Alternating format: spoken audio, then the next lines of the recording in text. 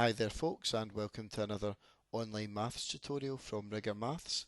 So this is our second video in our silver module for MTH 416A, and your heading today in your Rigor Jotters is going to be right angled trigonometry, and make sure you've got your scientific calculator handy. So at bronze level we learned about another way of naming sides in triangles. So if we called this angle here x, what we could then do is give official names to the other three sides.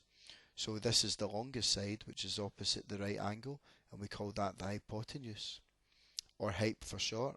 This side here is opposite the angle, so we call it the opposite, or op for short. And this side is next to the angle and not the hypotenuse, so we call it the adjacent, or adj for short. I wonder if you remembered these. Now, can you remember our three trigonometric formulae, trigonometric ratios from bronze level? We said that the sine of the angle was equal to the opposite over the hypotenuse. The cos of the angle, or the cosine of the angle, is equal to the adjacent over the hypotenuse, and the tan of the angle was equal to the opposite over the adjacent. And to help us remember these formulae, we had a wee mnemonic that we called SOHCAHTOA to help us remember it. So sine of the angle, opposite over hypotenuse, cos of the angle, adjacent over hypotenuse, and tan of the angle, opposite over the adjacent. So let's have a look at a few examples here. So this time, unlike bronze where we were asked to calculate missing sides in a right angled triangle, we're asked to calculate the size of the missing angles. So in this question we're working at an angle.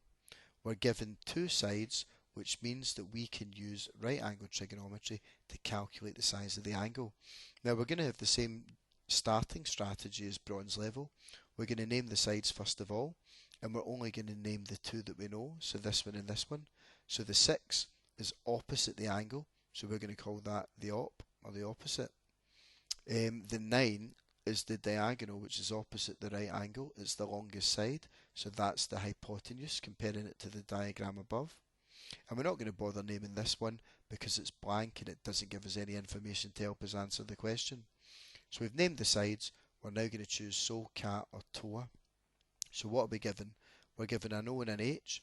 So the only one with an O and an H in it is SO. So we can't use the other two because we don't have the adjacent. So we'll go to the SO formula. So it's the sine of the angle is equal to the opposite over the hypotenuse.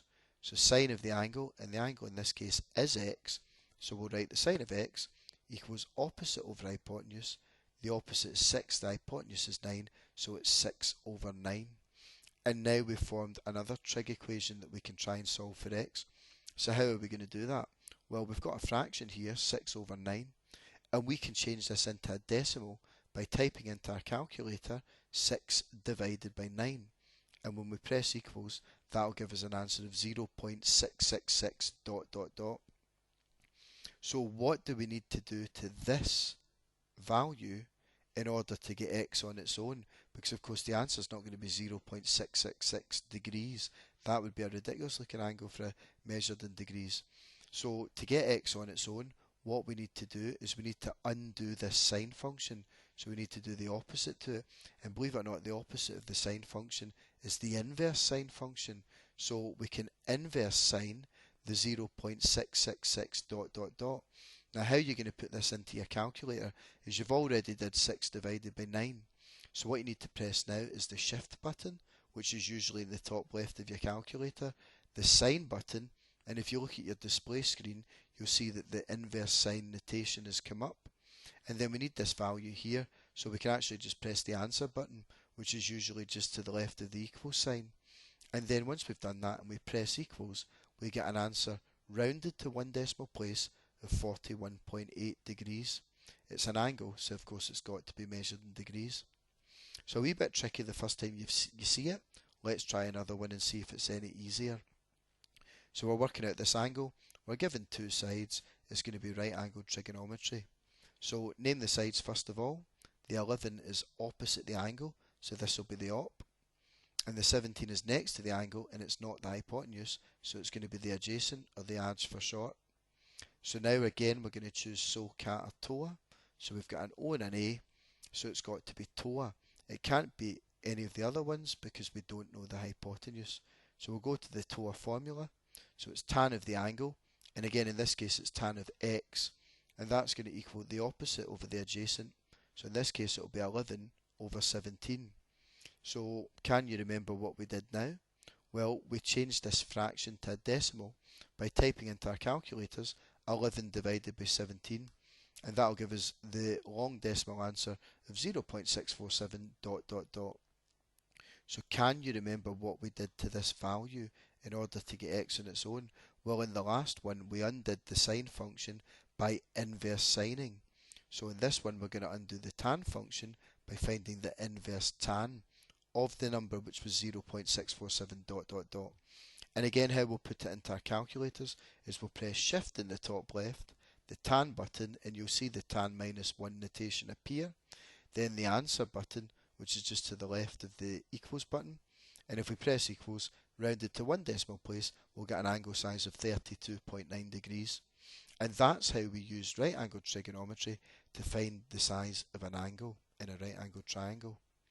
So you're working out angles now for these 6 questions. For each shape, do a quick sketch, name your sides, show me your full working, work out the answer, and don't forget to put those units in as well, guys. Pause the video, and when you unpause it, we'll go over the answers.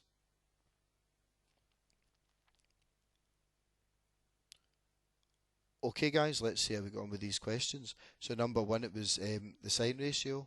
So we had to do 9 divided by 15 and then shift sign our answer, and we should have got 36.9 degrees. So number 2 was TOA. So we had to do 8 divided by 16 and then shift tan the answer to get 26.6 degrees. Number 3 was Ka.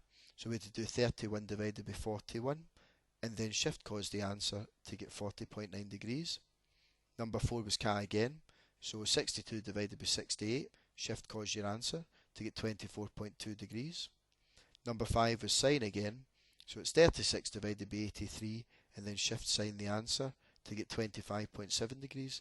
And the last one was TOA again, so we had to do 93 divided by 94 and then shift tan the answer, and that would have given us an angle of 44.7 degrees. So give yourself a well-deserved tick, guys, for each correct answer, and give yourself a score out of what you attempted. So that's the end of this module, folks. I hope you got on okay with these 2 outcomes.